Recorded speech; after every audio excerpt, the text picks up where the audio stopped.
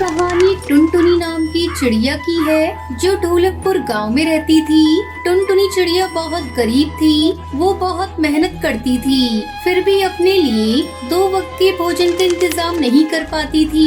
एक बार अपनी गरीबी से तंग आकर टुनटुनी चिड़िया सोचती है, अब मैं इस गरीबी से तंग आ गई हूँ। अब तो भगवान ही मेरी मदद करेंगे, नहीं तो आज मैं इस मंदिर में ही अपना सर पटक पटक कर जान दे दूंगी।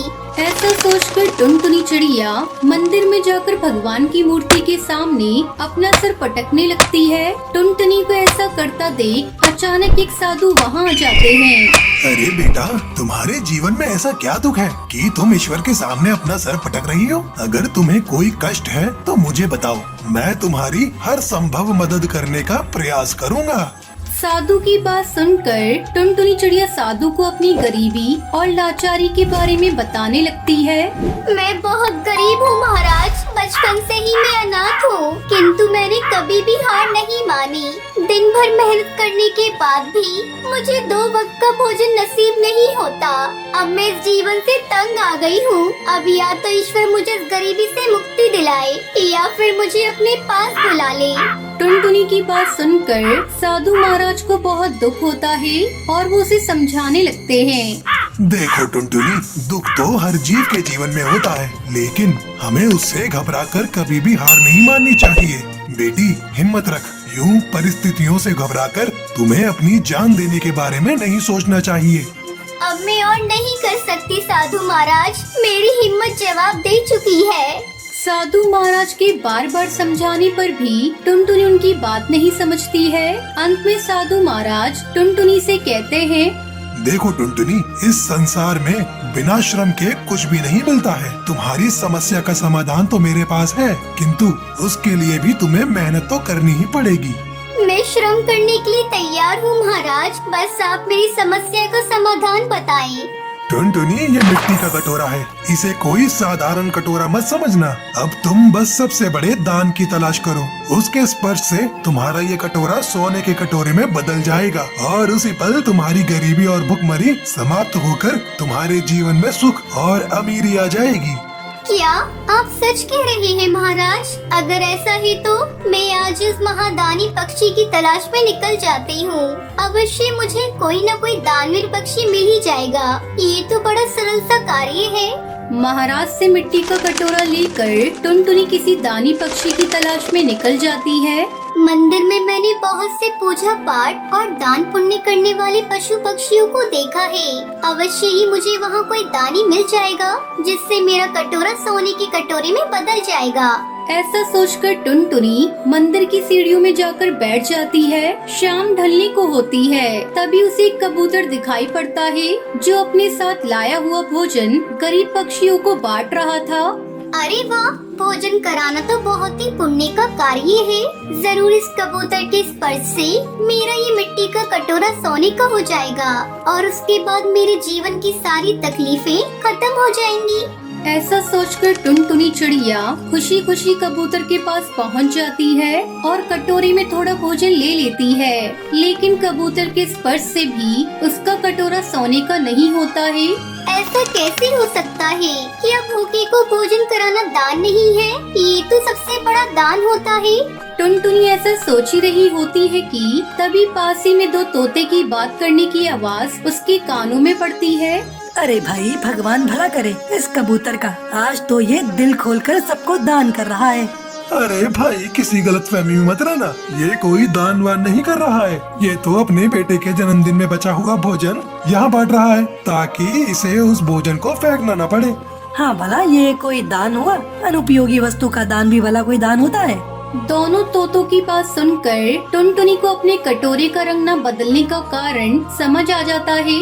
हो सकता है शायद इसलिए मेरे कटोरे का रंग नहीं बदला है। मंदिर से निकलकर टुनटुनी अब किसी और दानी की खोज में निकल जाती है। काफी दूर तक उड़ने के बाद उसे कड़कनाथ सेठ का घर दिखाई पड़ता है जहाँ पर काफी भीड़ लगी हुई थी। टुनटुनी भी वहीं पेड़ पर जाकर बैठ जाती है। लगता है आज सेठ कोई बहुत बड़ा दान पुण्य कर रहे हैं, तभी तो घर के बाहर इतनी भीड़ जमा हो गई है। टुनटुनी भी अपना कटोरा लेकर लाइन में लग जाती है। बाकी गरीब पक्षियों के साथ साथ टुनटुनी को भी सेठ कौआ कपड़े और भोजन दे देते हैं। अरे इतने बड़े दानी सेठ कौवे के छूने से भी मेरी कटोरे का रंग नहीं बदला। इस तरह तो मैं कभी सबसे बड़े दानी को ढूंढ ही नहीं पाऊंगी। तभी एक बुलबुल का बच्चा पेड़ पे उसे बैठे देख उसके पास आ जाती है। अरे चिड़िया, इतनी हैरानी से क्या देख रही हो? ये सेठ तो हर वर्ष अपने जन्मोत्सव पर ऐसे ही रुपए, भोजन और वस्त्र दान करता है, लेकिन ये गरीब लोग जानते हैं कि दान तो बस एक ढोंग मात्र है। आज ये दान करेगा और कल ही अपने खजाने के नुकसान की भरपाई करने के लिए अपने उधार दिए हुए पैसों पर 2 गुना कर लगाने की घोषणा कर देगा। बुलबुल की बात सुनकर टुनटुनी चिड़िया को बहुत दुख पहुंचता है और वो अपना कटोरा लेकर फिर से किसी दानी की तलाश में निकल जाती है। टुनटुनी चिड़िया को भटकते हुए कई सप्ताह बीत जाते हैं, किंतु उसे कोई भी ऐसा दानवीर नहीं मिलता जिसके छूने से कटोरी का रंग बदल सकता। अंत में वो थककर वापस उसी साधु के पास मंदिर में लौट आती है। महाराज, मैं तो थक गई। आपके कहे अनुसार मैंने जंगल, शहर, धनी पक्षी हर स्थान पर तलाश किया, किंतु मुझे ऐसा कोई पक्षी नहीं मिला जिसके छूने से मेरा कटोरा सुनहरा हो सकता। अब तो आप ही मुझे उपाय बताएं।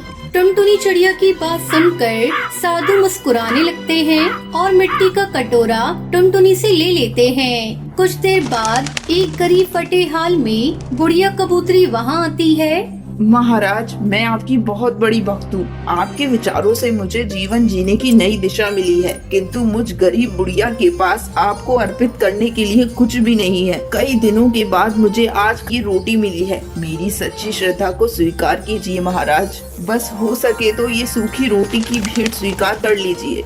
इतना कहकर जैसे ही वो अपनी रोटी को मिट्टी के कटोरे में डालती है, उसके छूने से वो कटोरा सोने में बदल जाता है।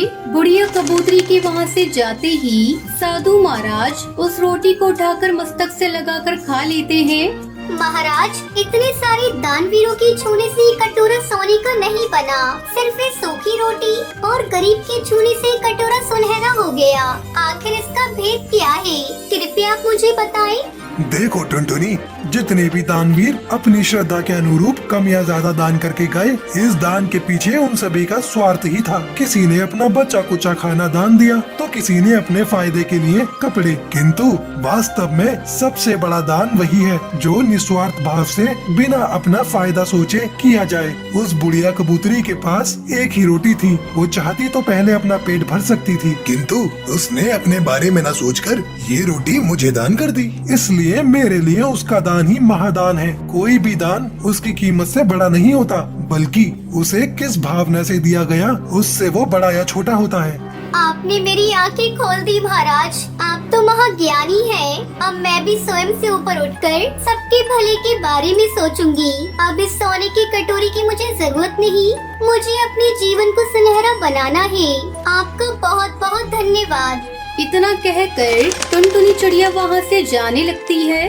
रुको टुनटुनी, मैंने तुम्हें वचन दिया था कि अपने वचन अनुसार अब ये सोने का कटोरा तुम्हारा है। मेरा आशीर्वाद है, भूख और गरीबी अब कभी तुम्हारे मार्ग में बाधक नहीं बनेगी। जाओ, तुम्हारा कल्याण हो। महाराज से आशीर्वाद प्राप्त करके टुनटुनी खुशी खुशी अपने घर लौट जाती है। एक बार की बात है, एक जंगल में टिंकू नाम का एक बहुत गरीब किसान चिड़ा रहता था। एक दिन टिंकू अनाज लेने के लिए बाजार गया तो उसको उसका एक पुराना दोस्त हरी तोता मिला। अरे टिंकू भाई, यहाँ देखो, यहाँ इस तरफ। अरे भाई हरी, कैसे हो? कहाँ हो? बहुत दिन बाद मिले। बेटे की शादी के लिए रिश्ता पक्का करने गया था। बहुत अच्छा रिश्ता मिला है। अच्छा, रीना तोती इतनी बड़ी हो गई, शादी लायक हो गई। हाँ, अब तो रीना 16 की हो गई है। शादी का समय आ ही गया है। इतना अच्छा रिश्ता मिला था तो शहर जाकर बात पक्की करके आया हूँ। भाई हरी, क्या बात कर रहे हो? रीना तो अभी नाबालिग है, तुम उसकी शादी इतनी जल्दी क्यों करवा रहे हो? कोई बात नहीं, 2 साल में बालिग हो जाएगी। अरे रिश्ता पक्का करके आया हूँ और 2 साल बाद रीना को उनके घर भेज दूंगा। इतना अच्छा मौका कोई नहीं छोड़ता। अरे भला तू बता, तेरी बेटी टुनटुनी चिड़िया कैसी है? वो भी तो बड़ी हो गई होगी। कितनी उम्र हो गई उसकी? की? टुनटुनी तो 18 बरस की हो गई है। अच्छा अच्छा, चिड़िया बालिग हो गई है। तो शादी का क्या सोचा तूने? शादी ना बाबा, टुनटुनी पढ़ने में बहुत होशियार है। उसकी इच्छा है कि वो डॉक्टरी की पढ़ाई करे, इसलिए मैं उसकी शादी अभी नहीं कर रहा। मेरी माने तो तुझे ऐसा नहीं करना चाहिए। तू सर से लेकर पैर तक कर्जे में डूबा है। डॉक्टर की पढ़ाई का खर्चा कैसे उठाएगा? अरे टुनटुनी को इतना पढ़ाने लिखाने का कोई फायदा नहीं होगा। अगर कुछ बन भी गई तो तुझे क्या मिलेगा? ठेंगा। टिंकू को हरी की बात का बहुत बुरा लगता है, लेकिन वो उससे कुछ नहीं बोलता। दोनों दोस्त एक दूसरे का हालचाल पूछकर अपने अपने घर निकल जाते हैं। वहीं शाम को टुनटुनी दुकान जाने के लिए निकलती है तो रास्ते में उसको उसकी सहेली पिंकी दिखती है। अरे पिंकी, कैसी हो? बिल्कुल ठीक हूँ, तुम बताओ कैसी हो? मैं भी बहुत अच्छी हूँ। क्या बात है, आजकल सिलाई कढ़ाई छोड़ दी? बबली आंटी पूछ रही थी। दरअसल मैं मेडिकल की पढ़ाई कर रही हूँ। 1 महीने बाद मेरा एग्जाम है तो उसकी तैयारी में लगी हुई हूँ, इसलिए अभी सिलाई और कढ़ाई नहीं कर पाऊंगी। चलो मैं चलती हूँ, फिर टाइम हो रहा है। टुनटुनी दिन रात मन लगाकर पढ़ती है और एग्जाम की तैयारी करती है। कुछ दिनों बाद कुछ लोग टुनटुनी के घर आते हैं और बाहर से चिल्लाने लगते हैं। टिंकू, ओ टिंकू, बाहर निकल। ये मैं क्या सुन रहा हूँ? बेटी बड़ी हो गई और तू अभी तक उसकी शादी नहीं कर रहा? टिंकू बाहर आता है और बोलता है, शांत हो जाओ भाई, शांत हो जाओ। मेरी बेटी को मैं पढ़ाऊं या शादी करवाऊं, तुम सबको क्या आफत आन पड़ी? मेरा बेटा 10वीं पास है और अगले साल 20 का हो जाएगा। तू कहे तो टुनटुनी की शादी उससे करवा देते हैं। अरे भाई, तुम लोग मेरी बेटी की शादी के पीछे क्यों पड़े हो? मुझे उसको डॉक्टर बनाना है, वो अभी शादी नहीं करेगी। राम राम राम, क्या बात कर रहा है? लड़की को पढ़ा रहा है? ना तेरे पास पैसे, ना रहने को ठीक सा घर, और इतना बड़ा मेडिकल का खर्चा। तेरे को पता भी है तू क्या सपने देख रहा है? परिंदे को उतने ही पैर फैलाने चाहिए जितनी उसकी चादर हो। देखो भाइयों, मुझे सब चीजों का पता है। मैंने बैंक से लोन ले रखा है। मेरी बेटी जब डॉक्टर बन जाएगी तो सारा लोन चुका देगी। तुम सब देखना, वो एक बहुत बड़ा मुकाम हासिल करेगी और तुम सबकी बोलती बंद कर देगी। दिन में सपने देख रहा है तो सपने।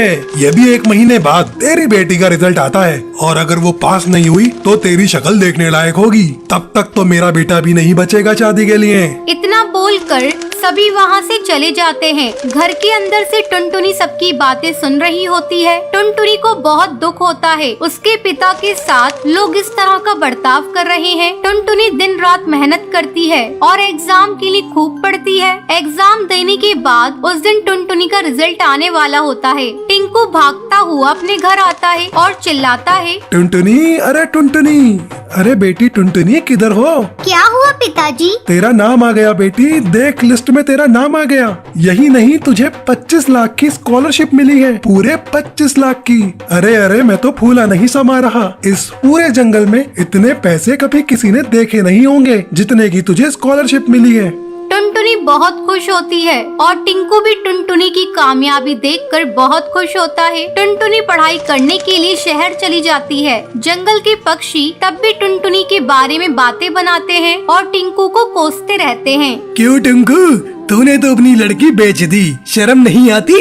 लड़की है, ऊपर से घर में नहीं रहती, पता नहीं शहर में क्या कर रही होगी। टिंकू सभी की बातें सुन लेता है क्योंकि उसे मालूम होता है जब टुनटुनी लौट कर आएगी तो सबकी बोलती बंद हो जाएगी।